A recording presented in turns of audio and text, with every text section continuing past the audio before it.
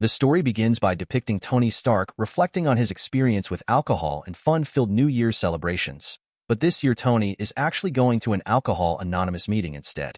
The genius, billionaire, philanthropist, Playboy then gets up to speak to the group about his experience and his past with alcohol. Tony speaks candidly about his first drink that he's ever had, and it was actually his abusive father Howard who gave him his first drink, telling Tony's mother that Tony was a sissy boy and that he needed to grow up by drinking.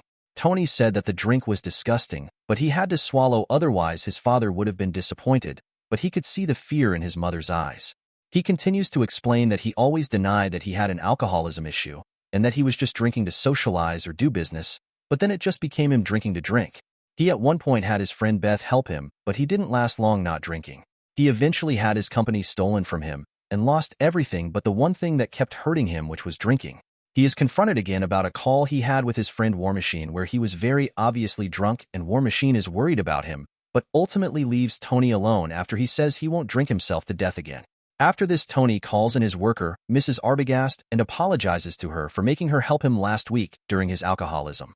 She is furious at his apology and says that maybe he wouldn't be an alcoholic in the first place if he just asked for help from the people around him instead of doing everything himself.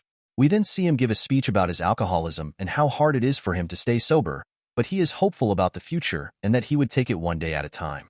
Tony then goes back to his mansion and there is a knock on the front door. It's his friend Bethany who helped him stay sober. She brings a bottle of non-alcoholic wine that they both enjoy together among other things. New Year's is often a time of not only happiness but of reflection. A story like this shows that and further humanizes the character of Tony Stark. Thanks for watching, and let me know what you think in the comments.